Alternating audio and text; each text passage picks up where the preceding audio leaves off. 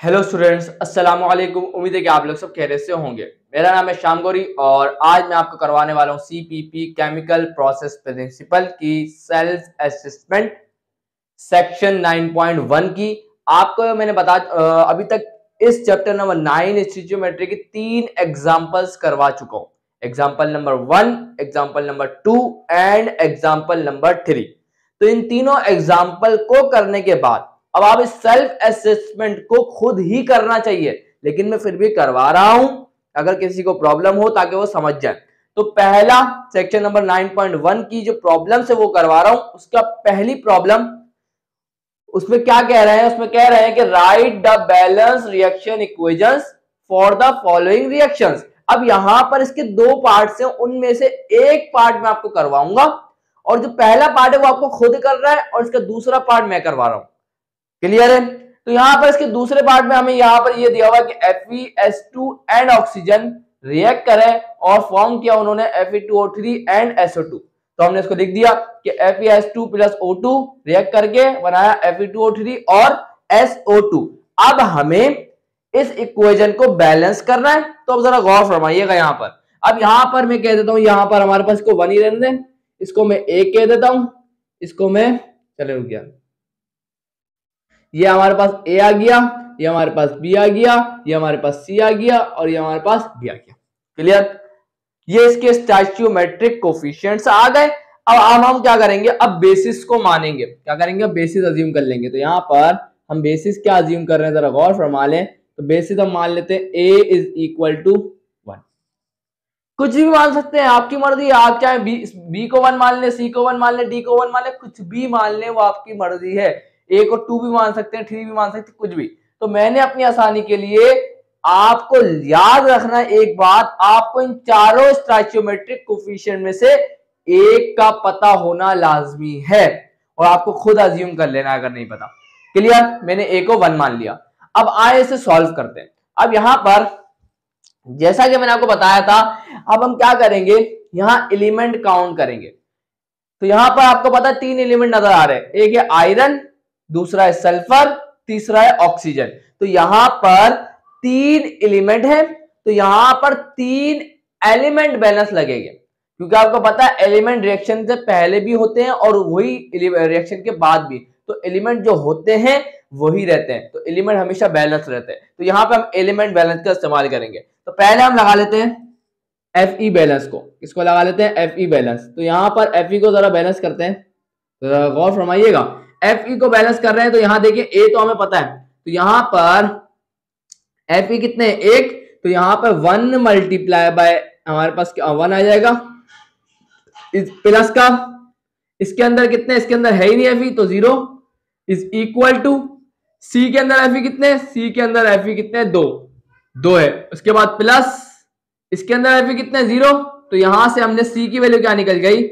1 plus 0 1 होता है और 2 मल्टीप्लाई बाय सी क्या होगा? 2c इज इक्वल टू क्या आ गया? 1। तो सी किसके बराबर आ गया? सी बराबर आ गया 1 डिवाइडेड बाय। अब हमें एक अननोन तो पता चल गया, सी हमारे पास आ गया हाफ। अब Fe बैलेंस लगा लिया। अब हम लगाएंगे कौन सा बैलेंस? अब हम लगाएंगे ऑक्सीजन बैलेंस। तो यहां पे हम लगा लेते हैं ऑक्सीजन बैलेंस। तो ऑक्सीजन को जरा बैलेंस करते हैं। तो यहां पर ऑक्सीजन बैलेंस लगाया जरा। अब यहां देखिए पहले वाले में ऑक्सीजन नहीं है, तो यहां पर तो 0 हो गया, प्लस इसके अंदर ऑक्सीजन कितने? 2, तो B मल्टीप्लाई बाय 2 हो जाएगा। एरो आया इक्वल टू, उसके बाद सी के अंदर ऑक्सीजन कितने? यहां पर 3, तो यहां पे सी को मल्टीप्लाई करेंगे 3 से, उसके बाद प्लस इसके अंदर ऑक्सीजन कितना है? डी के अंदर, तो डी को मल्टीप्लाई करेंगे, यहाँ ऑक्सीजन 2 है तो मल्टीप्लाई बाय 2। इसको जरा सॉल्व कर ले। तो 2 मल्टीप्लाई बाय बी क्या होगा? 2b। 3 मल्टीप्लाई बाय सी क्या होगा? अब सी हमें पता है, सी कितना है? हाफ। तो यहाँ पे सी की वैल्यू पुट कर देंगे हाफ। उसके बाद हमारे पास प्लस 2d। तो यहाँ पे हमारे पास इसको रोक देते, इसको फिलहाल यही रोक देता हूं मैं। चलिए इसको मैं इक्वेशन नंबर 1 का नाम दे देता हूं। ऐसे अगर मैं आपको बताऊं ना, बेहतरीन बात ये होती कि हम पहले वाला बैलेंस लगा लेते हैं सल्फर का। तो यहाँ पर सल्फर बैलेंस लगा रहा हूं मैं, सल्फर का बैलेंस कर लेते हैं जरा, सल्फर बैलेंस। तो यहाँ पर सल्फर बैलेंस देखें जरा क्या होगा? इसके अंदर सल्फर कितने? 2, तो यहाँ पर 2 आ जाएगा, सही है ना, और मल्टीप्लाई बाय 1 से होगा। इसके बाद प्लस यहाँ सल्फर 0, उसके बाद इज इक्वल टू, उसके बाद सल्फर यहाँ पर 0 प्लस यहाँ सल्फर कितना है 1, तो D मल्टीप्लाई बाय 1। तो जरा गौर फरमा ले, 2 1 क्या होगा 2 और 2 प्लस 0 क्या होगा 2 और D 1 D, तो हमारे पास D निकल के आ गया 2। तो अब यहाँ पर इस D की वैल्यू को इस इक्वेशन नंबर 1 में पुट कर दें, तो put D is equal to 2 in equation 1।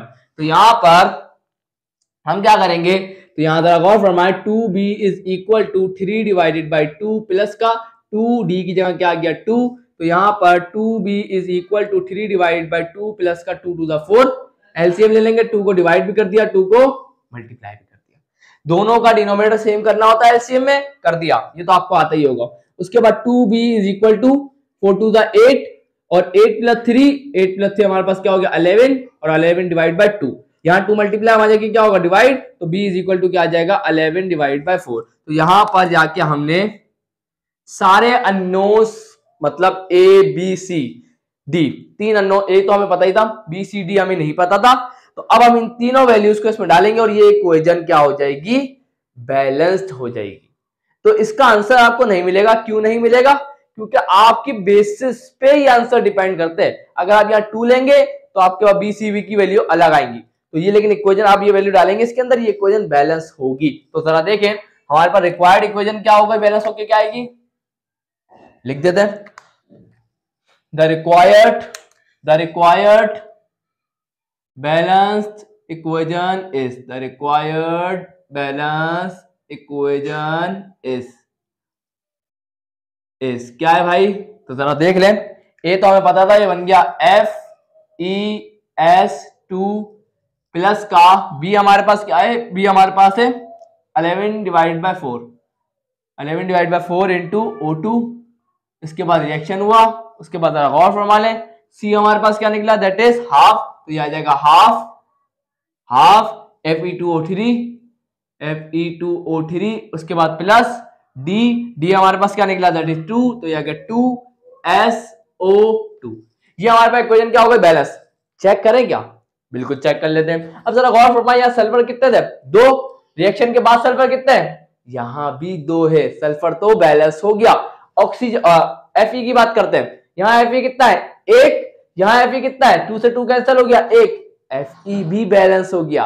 तीसरा ऑक्सीजन कितने हैं 2 को डिवाइड करो 4 से, तो ये आ जाएगा 2 टू द, अब इसको थोड़ा सा देखना पड़ेगा, 2 टू द 4 और 3/2, तो ये हो ही जाएगा। इसको देख लीजिएगा कैलकुलेटर से करके, पॉइंट में कुछ आ रहा होगा। तो ये इक्वेशन क्या हो गई सक्सेसफुली बैलेंस हो चुकी है। तो बताएं कोई मुश्किल लगा, इंशाल्लाह नहीं लगा होगा। आए अब इसके प्रॉब्लम नंबर 2 करते हैं।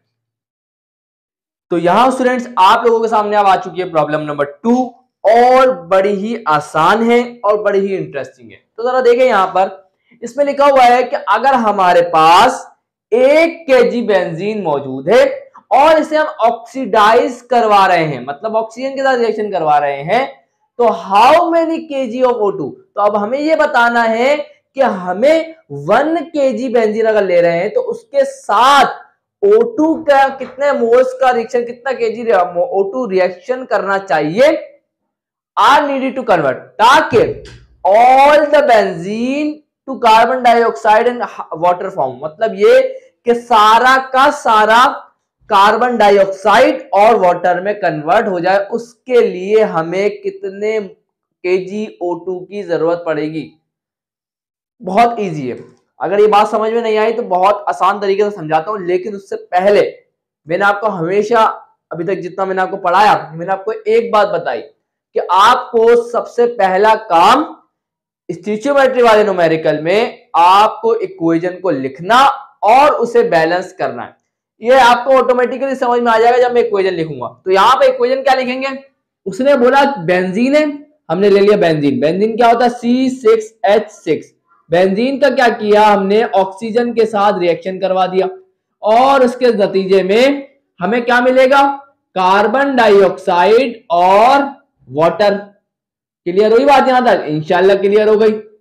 अब क्या करें, इक्वेशन को बैलेंस करें। क्या वही तरीका आजमाएंगे, नहीं स्टूडेंट, वो तरीका जब करना है जब कभी बहुत खतरनाक सिचुएशन हो, बैलेंस ही नहीं हो रही हो और कभी जब सवाल में कहा गया है कि बैलेंस करके दिखाना है तो स्टेप्स को शो करना है, तो फिर वो मेथड है। यहां हमें स्टेप को शो नहीं करना, हमें सिर्फ बैलेंस करना है। तो जल्दी से कर लेते हैं।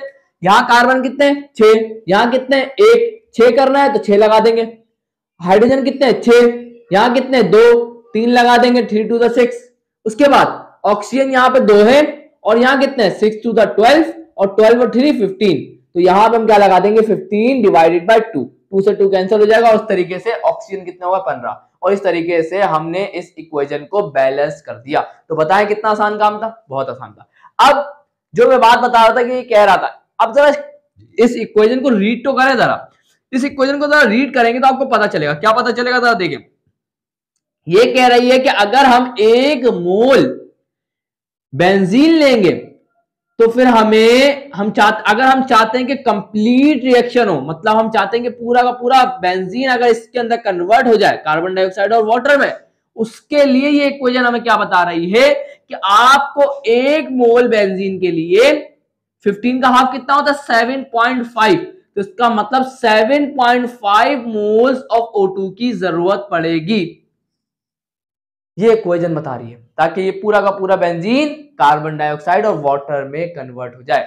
तो अब यही ये पूछ रहा है। अब ये मोल की टर्म में बात नहीं कर रहा, ये मोल की टर्म में बात नहीं कर रहा, ये केजी की टर्म में बात कर रहा है कि अगर हम 1 केजी बेंजीन ले रहे हैं तो उसके लिए हमें कितना ऑक्सीजन लेना पड़ेगा, ताकि 1 केजी बेंजीन पूरा का पूरा ऑक्सीजन के साथ रिएक्शन करके सबका सब कार्बन डाइऑक्साइड और वाटर में कन्वर्ट करते हैं।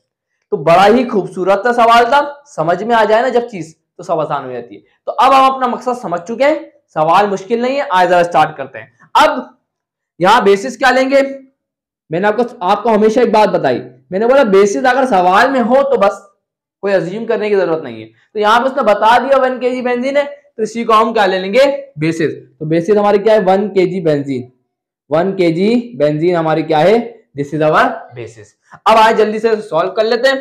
तो इसको मैं थोड़ा रब कर दूं क्योंकि ये बहुत छोटा सा सवाल है, लेकिन लंबा मतलब लंबाई में ज्यादा जाएगा। अब देखें हमें यहाँ क्या निकालना है, O2 नीडेड, O2 नीडेड हमें निकालना है कि O2 needed for O2 needed बस लिखते हैं, बस बहुत है। O2 की कितनी जरूरत पड़ेगी, तो यहां पर हमारे पास सबसे पहले है क्या, हमारे पास 1 केजी बेंजीन है। तो यहां पर हमारे पास 1 केजी बेंजीन है, C6H6 हमारे पास मौजूद है। चलें भाई, बेहतरीन हो गया एकदम काम। अब आपको एक बात बताऊं, बहुत आसान सी बात है। मैंने आपको बताया क्योंकि हमारा स्टोइचियोमेट्री में लेना देना सिर्फ मोल की टर्म में होता है, इक्वेशन को देखना होता है ना, और इक्वेशन तो मोल की टर्म में बात कर रही है। तो हमारे पास अभी जो सिचुएशन है वो है केजी, तो यहां पर इसे पहले मोल में कन्वर्ट करना होगा, फिर हम इक्वेशन को देख के बात कर सकते हैं। अब इस केजी को अब हम केजी मोल में कन्वर्ट करेंगे, ग्राम होता तो ग्राम मोल होता, केजी है तो केजी मोल है, तो इसमें कंफ्यूज नहीं होइएगा। तो अब हमें इसे मोल में लेके जाने के लिए, मास को मोल में ले जाने के लिए क्या करते हैं, तो यहां पर जरा देखें, आपको मैं दिखा देता हूं। N = M divide by M होता है। मास को मोल में ले जाने के लिए हम नंबर ऑफ मोल्स जो होते हैं, सॉरी मास को मोल में ले जाने के लिए हम मोलर मास से डिवाइड करते हैं, तो नंबर ऑफ मोल में चले जाते हैं। अब जरा देखें यहां पर ऐसा होगा, यहां से समझ नहीं पा रहे तो यहां से देख लें, केजी को काटना है तो केजी C6H6 को कहां होना चाहिए, नीचे होना चाहिए। अब आपको पता है कि अगर मैं आपसे पूछूं कि 1 केजी मोल, अगर आपके पास 1 केजी मोल बेंजीन है तो उसके अंदर कितने केजी बेंजीन होगा, तो आप बता सकते हैं। आप बोलेंगे सर बिल्कुल यही तो है उसका मोलर मास।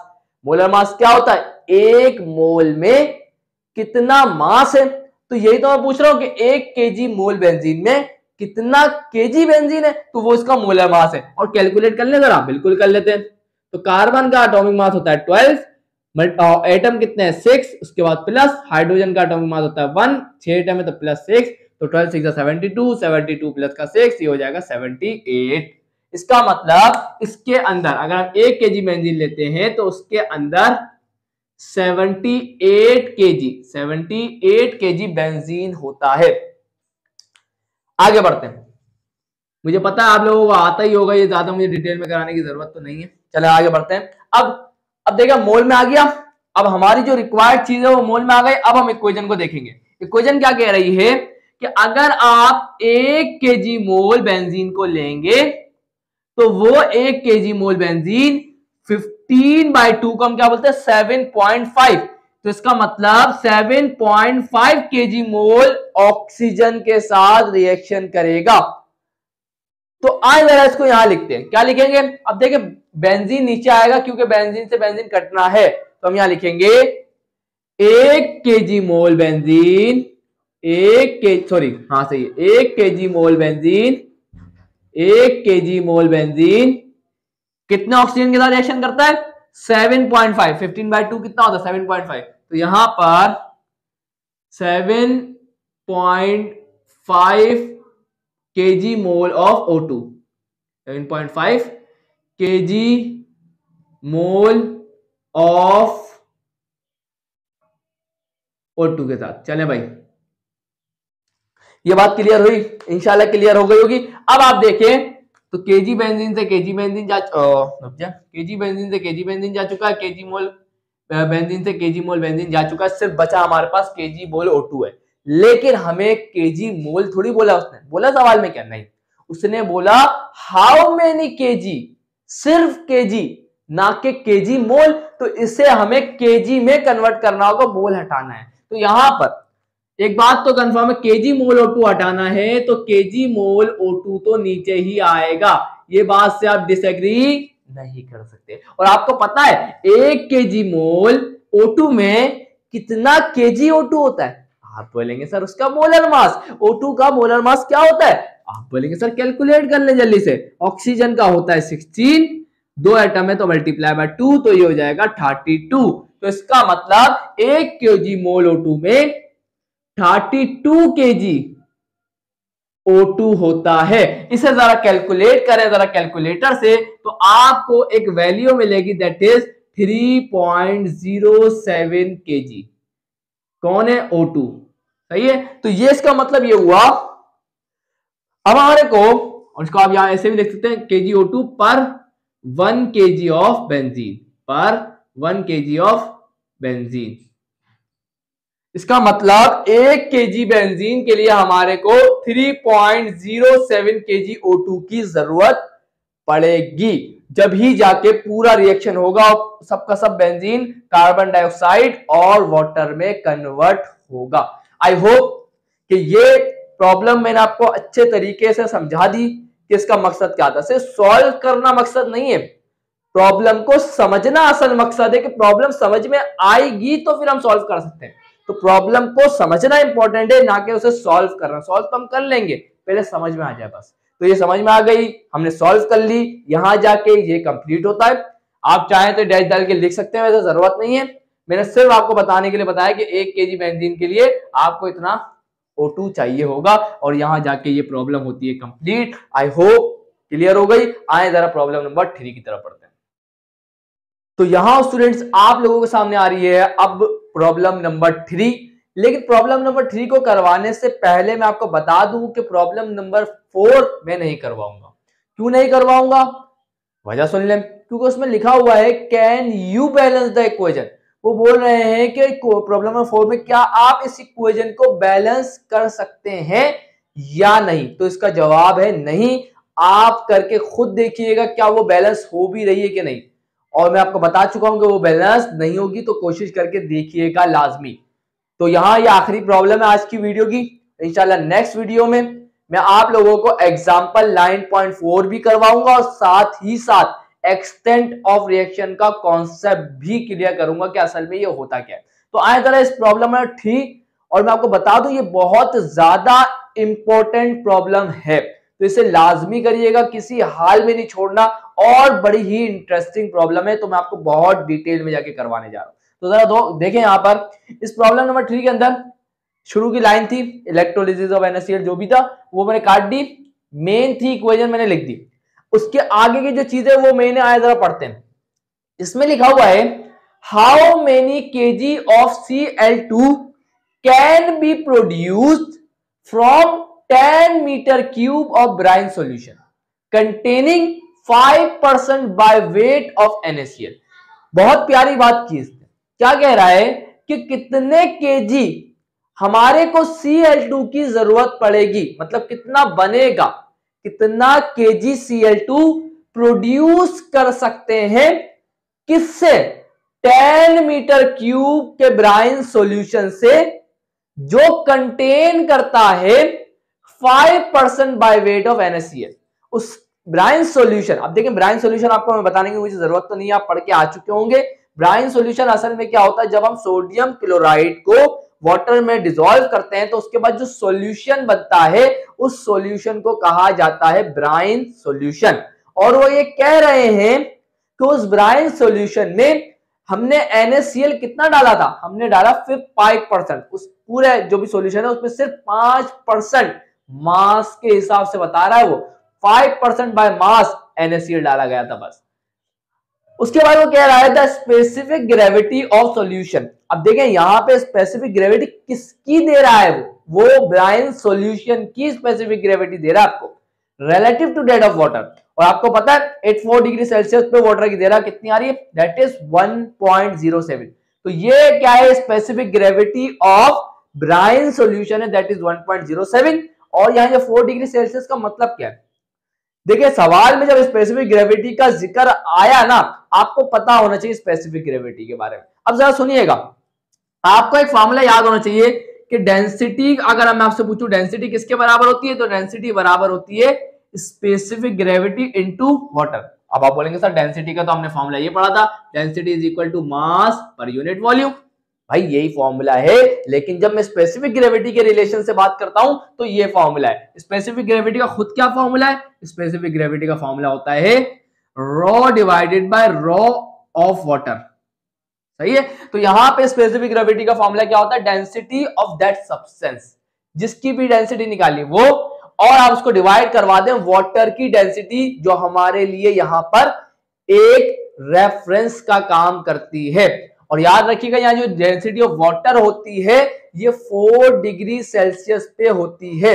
जब भी उसने मेंशन किया 4 डिग्री सेल्सियस, इसका मतलब 4 डिग्री सेल्सियस सुनते ही हमारे दिमाग ने फौरन क्लिक किया कि हमें तो पता होता है 4 डिग्री सेल्सियस पे वाटर की डेंसिटी कितनी होती है। और जब भी कभी आपको स्पेसिफिक ग्रेविटी दी जाए तो आप उसकी मदद से याद रखिएगा उस सब्सटेंस की डेंसिटी निकाल सकते हैं। तो अपने दिमाग में एक बात को फिक्स कर लें कि जब भी स्पेसिफिक ग्रेविटी का जिक्र आएगा तो आपके जहन में ये चीज लाजमी आनी चाहिए। तो आप स्पेसिफिक ग्रेविटी को जब भी उस सब्सटेंस की मतलब वाटर की डेंसिटी से मल्टीप्लाई करेंगे तो आपको उस सब्सटेंस की डेंसिटी मिल जाएगी।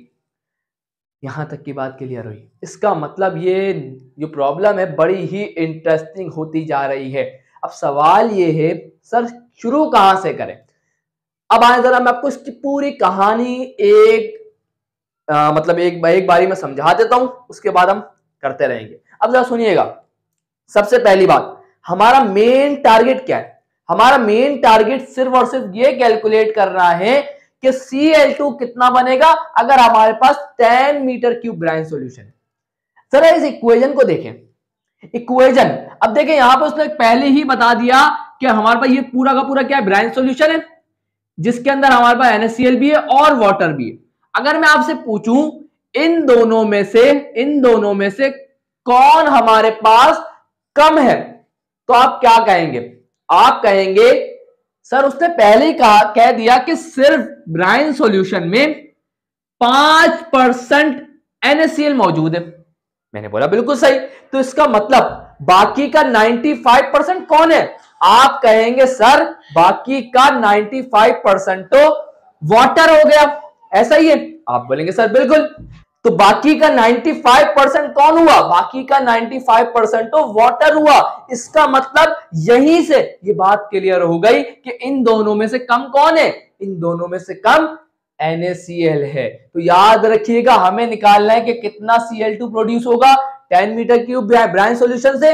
तो पहले इन दोनों में से कम कौन है ये पता होना चाहिए। और अब हम ये जान चुके हैं कि इन दोनों में से कम है NaCl, तो अब हम अपनी कैलकुलेशन करेंगे NaCl से, क्योंकि याद रखिएगा आपने ये पढ़ा होगा फर्स्ट ईयर के अंदर लिमिटिंग रिएक्टेंट और एक्सेस रिएक्टेंट, जो हम आगे भी पढ़ेंगे। तो याद रखिए कैलकुलेशन हमेशा लिमिटिंग रिएक्टेंट को देख के की जाती है, क्योंकि उससे ही आंसर सही आते हैं। तो यहाँ पे लिमिटिंग रिएक्टेंट NaCl है, क्योंकि कम मिकदार में लिया जा रहा है, ज्यादा डिटेल में नहीं जा रहा अभी। चले भाई, ये समझ में आ गई। अब मसला क्या है, क्योंकि यहां पर हमारे को Cl2 किस में चाहिए, हमें तो Kg में चाहिए, और यहां पे हमें क्या NaCl का कुछ भी गिवन है? आप बोलेंगे सर नहीं, हमें यहां पर NaCl का ना तो मास पता है ना कुछ पता है। तो इसका मतलब ये हुआ कि हमें पहले कैलकुलेशन स्टार्ट करने से पहले NaCl का मास कैलकुलेट करना होगा, और इसी NaCl के मास को कैलकुलेट करने के लिए इन्होंने हमारे को ये दिया और ये दिया। अब इसकी मदद से हम लोग पहले NaCl का मास मालूम करेंगे, उसके बाद स्टोइचियोमेट्री की कैलकुलेशन अप्लाई करके पता लगा लेंगे कितना Cl2 प्रोड्यूस होगा। तो ये एक आसान सी मैंने आपको बात बताई, अब टेंशन आपको नहीं लेनी। पहला काम, हमें NaCl का मास कैलकुलेट करना है। उसके लिए जरा सुनते जाइएगा, मैंने डेटा बना दिया। अब डेटा क्यों बनाया, जरूरत नहीं है डेटा बनाने की, चाहे तो आप डायरेक्ट सॉल्यूशन कर सकते हैं, लेकिन डेटा से ये होता है कि सारी इंफॉर्मेशन को हमने एक जगह जमा कर लिया, ताकि हम आगे जब सॉल्यूशन करें तो टेंशन ना हो। तो जरा गौर फरमा लें, सबसे पहले मैंने क्या लिखा, हमें यहां पर volume of brine solution given है, दैट इज 10 मीटर क्यूब, और दूसरी चीज हमें गिवन है मास फ्रैक्शन ऑफ NaCl। आपने मास फ्रैक्शन भी पढ़ा होगा। मास फ्रैक्शन असल में क्या होता है, किसी भी सॉल्यूशन में कितना कंपोनेंट मौजूद है, दो है तो उसमें से कितनी कितनी कंपोजिशन है, तो ये मैं डिटेल में नहीं जा रहा, आपको पता होना चाहिए। तो मास फ्रैक्शन ऑफ NaCl हमें गिवन है। चले भाई, अब यहां पर मास फ्रैक्शन ऑफ NaCl हमारे पास क्या आ गया, जिसको हम ओमेगा कहते हैं। मास फ्रैक्शन को ज्यादातर ओमेगा कहा जाता है, इसलिए मैंने यहां पर ओमेगा लिख दिया, ओमेगा। और ये मास फ्रैक्शन किसका है, ये मास फ्रैक्शन NaCl का है, तो मैंने लिख दिया सब स्क्रिप्ट में NaCl, और वो कितना है, दैट इज 0.05। अब नोट करने वाली बात पता क्या है, नोट करने वाली बात ये है, बाय वेट था ना, मास फ्रैक्शन था, तो हमें यूनिट क्या लगाना चाहिए, ये आप पे डिपेंड करता है। केजी में लिखना चाहते हैं केजी में लिखें, ग्राम में लिखना चाहते हैं ग्राम में लिखें, जिसमें चाहे लिखना चाहते हैं लिखें, लेकिन सवाल को जरूर देख लीजिएगा। सवाल में क्या गिवन है, सवाल में तो केजी का जिक्र है, हमें केजी Cl2 निकालना है, इसका मतलब यूनिट जो है ना मास का, वो केजी रखना होगा।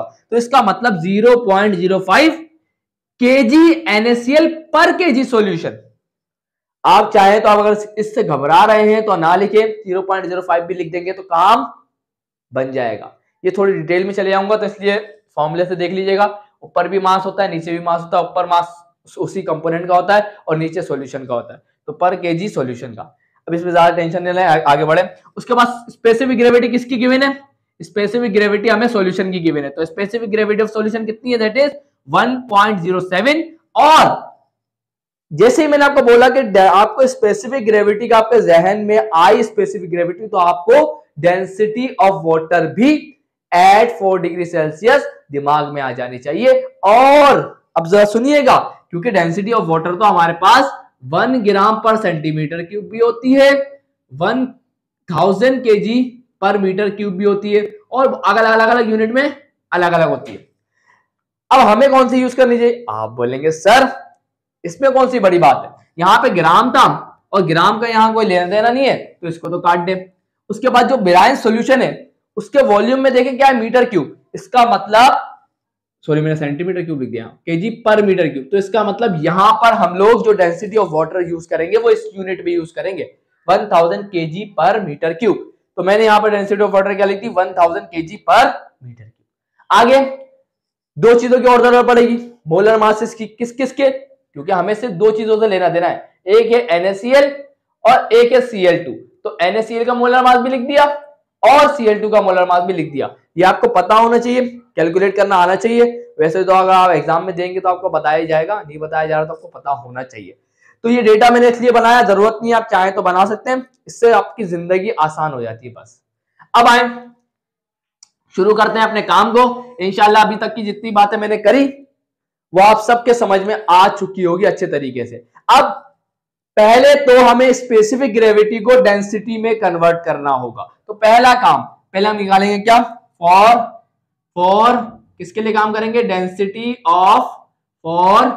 डेंसिटी ऑफ सॉल्यूशन, क्योंकि हमारे पास स्पेसिफिक ग्रेविटी किसकी है, हमारे पास स्पेसिफिक ग्रेविटी किसकी है, सॉल्यूशन की। तो हमारे पास डेंसिटी किसकी आएगी, वो भी सॉल्यूशन की होगी। चले भाई, तो यहां पर हम यूज करेंगे, हम जानते हैं कि ρ बराबर होता है किसके, स्पेसिफिक ग्रेविटी इनटू ρH2O, सही है। तो डेंसिटी ऑफ वाटर के, तो यहां पर डेंसिटी ऑफ वाटर हमारे पास आपको पता है कितनी है, और स्पेसिफिक ग्रेविटी कितनी है, that is 1.07 multiply by specific gravity of water, sorry density of water कितनी है, दैट इज 1000 kg पर मीटर क्यूब। तो हमारे पास जो डेंसिटी है वो निकल के कितनी आ गई, 1070 kg पर मीटर क्यूब। तो यहां पर जाके हमने डेंसिटी ऑफ सॉल्यूशन क्या कर ली, निकाल ली। यहां तक की बात क्लियर हुई। अब सवाल ये है कि डेंसिटी तो निकाल ली, इसका अचार डालें क्या, नहीं। अब यहां पे अगर आप गौर करें तो वॉल्यूम का भी तो जिक्र है ना, और आपको पता है डेंसिटी का फॉर्मूला क्या होता है। आप बोलेंगे सर क्या बात कर रहे हैं, डेंसिटी का फॉर्मूला हम कैसे भूल सकते हैं, बिल्कुल आसान है, मास पर यूनिट वॉल्यूम। क्या होता है डेंसिटी का formula, density is equal to mass per unit volume. हमें सॉल्यूशन की डेंसिटी पता है, हमें सॉल्यूशन का वॉल्यूम पता है, क्या हम सॉल्यूशन का मास नहीं निकाल सकते, बिल्कुल निकाल सकते हैं। तो यहां पर अब हम किसके लिए काम करेंगे, for mass of solution, mass of solution के लिए काम करेंगे। अब तो फॉर मास ऑफ सॉल्यूशन को कैलकुलेट करना होगा। तो यहां पर मास ऑफ सॉल्यूशन को कैलकुलेट करने के लिए हम जानते हैं कि डेंसिटी बराबर होगी किसके, मास पर यूनिट वॉल्यूम के। और ये डेंसिटी किसकी थी, सॉल्यूशन की। तो आप यहां लिख दीजिएगा SOL ताकि कंफ्यूजन ना हो। तो यहां हमारे पास आ गया SOL, वॉल्यूम किसका है, सॉल्यूशन का, तो यहां पे भी लिख दें SOL, मास किसका है, SOL सॉल्यूशन। अब यहां पर हमें मास ऑफ सॉल्यूशन निकालना है। तो यहां पर वॉल्यूम डिवाइड हमारे मल्टीप्लाई हो जाएगा, डेंसिटी कितनी है 10, कोशिश करिएगा कि डायमेंशनल इक्वेशन का सहारा ले, अच्छा रहता है। तो यहां पर डेंसिटी कितनी है हमारे पास 1070 kg पर मीटर क्यूब। अब वॉल्यूम क्या है, यहाँ मल्टीप्लाई होगा, तो वॉल्यूम की वैल्यू कितनी है, दैट इज 10 मीटर क्यूब। तो यहां पर मीटर क्यूब से मीटर क्यूब तो गया भाई, तो इसको 1070 को 10 से मल्टीप्लाई कर देंगे। तो यहां पर हमारे पास मास कितना निकल के आ जाएगा, दैट इज 10700, सही है। और यहां हमारे पास यूनिट क्या आएगा, kg।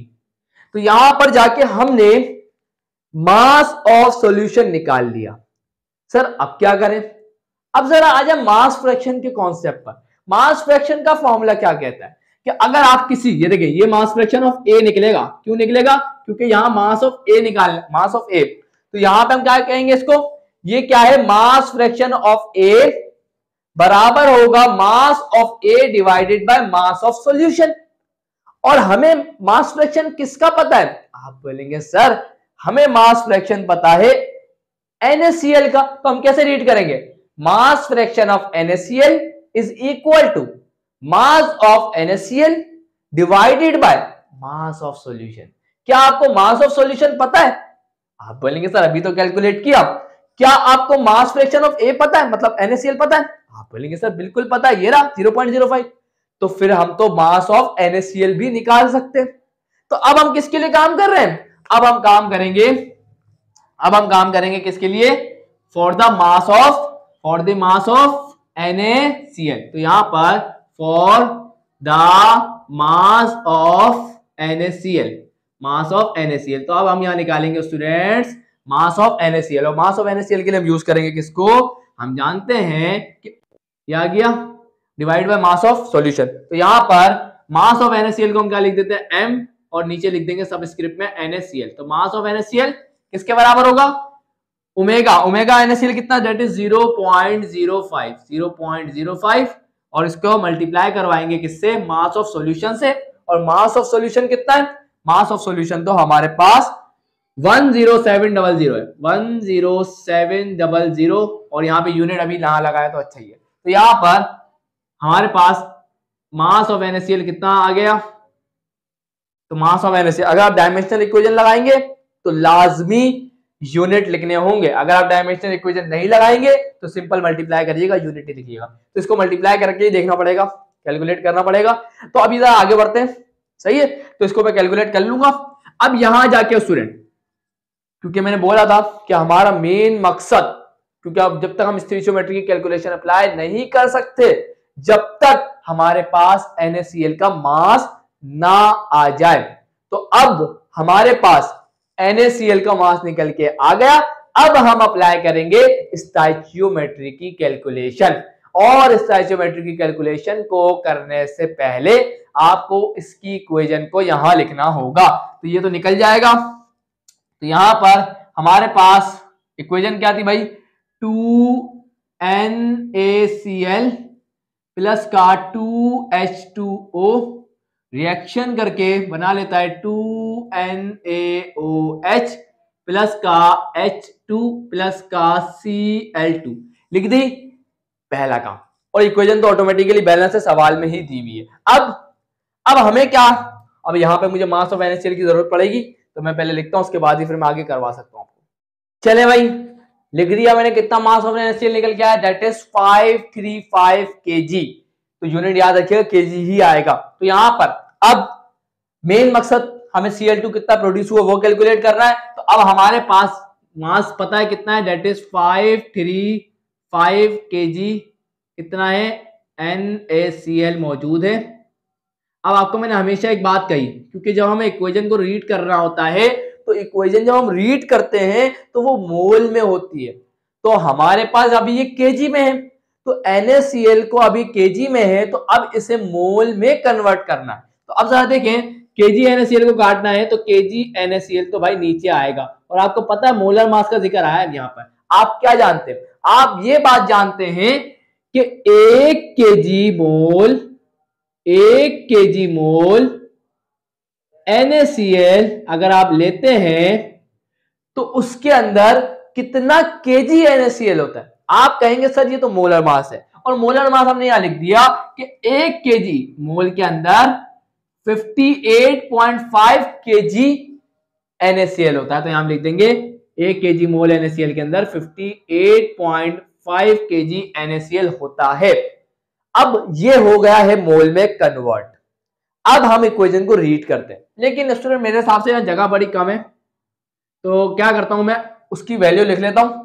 उसकी वैल्यू हम यहाँ पर असल में ये इसको काटते हैं अभी, सही है ना, क्योंकि अभी इससे हम ये नहीं निकाल सकते कि Cl2 कितना प्रोड्यूस हुआ है। तो अभी इसको फिलहाल यहाँ रोके, क्योंकि जगह मेरे पास कम पड़ रही है। इसको कैलकुलेट करके उसके बाद एक और डायमेंशनल इक्वेशन बना के इसको सॉल्व करता हूँ। चलिए भाई जरा आगे देखें। अब यही चक्कर होता है, डायमेंशनल इक्वेशन जगह ज्यादा चाहिए होती है, अगर जगह होती है तो मैं फटाफट कर देता, अब यह जगह फिर प्रॉब्लम देगी। अब यहाँ पर जरा देखें, अब यहाँ पे देखिए केजी, अब यहाँ देखें इस तरह से देखें, केजी NaCl से केजी NaCl तो कट चुका है, तो सिर्फ बचा केजी मोल NaCl। मैंने गलती कर दी, यहाँ पर केजी NaCl नहीं आएगा क्योंकि वो कट चुका है, सही है ना। तो यहाँ पर अगर आप देखिए केजी NaCl से केजी NaCl कट चुका है, तो सिर्फ बच गया केजी मोल NaCl, याद गया। अब अगर आप देखें तो हमें केजी, अब देखिए यहाँ पर मैंने आपको बोल दिया कि अब हम NaCl को मोल में कन्वर्ट कर चुके हैं। अब मोल की जबान हमें इक्वेशन बताती है। इक्वेशन कह रही है कि अगर आप 2 kg मोल NaCl लेंगे तो वो आपको 1 kg मोल Cl2 प्रोड्यूस करके देगा। अब मुझे एक बात बताएं, NaCl नीचे आएगा या ऊपर? आप कहेंगे नीचे। तो यहां देखें, हम क्या लिखेंगे, 2 kg मोल NaCl अगर हम लेंगे तो वो हमें 1 kg मोल क्या देगा, 1 kg मोल Cl2 देगा प्रोड्यूस करके। अब अगर आप देखें kg मोल NaCl से kg मोल NaCl तो कट गया, सिर्फ बच गया kg मोल Cl2। क्या हमें सवाल में kg मोल Cl2 निकालने का बोला था? नहीं, उसने तो साफ साफ लिखा हुआ है how many kg of Cl2। kg मोल नहीं, सिर्फ kg। इसका मतलब इस मोल को मास में करना होगा। तो यहां पर अब अगर आप देखें, अगर आप जरा आगे देखें तो मैं करवा रहा हूं, जरा गौर फरमाइएगा। यहाँ केजी मोल Cl2 है ना, तो यहाँ पर लाजमी है कि नीचे भी केजी मोल Cl2 का होना जरूरी है ताकि वो एक दूसरे को काट दे। और आपको पता है 1 केजी मोल Cl2 के अंदर कितना केजी Cl2 होता है? आप बोलेंगे सर ये तो मोलर मास है। आइए जरा मोलर मास देखें Cl2 को कितना है, 71। ये क्या बता रहा है? ये बता रहा है कि 1 केजी मोल Cl2 के अंदर 71 केजी मौजूद होता है। तो यहां पर 1 केजी मोल Cl2 के अंदर 71 केजी हमारे पास क्या होता है, Cl2। अब जरा इसको कैलकुलेट करेंगे।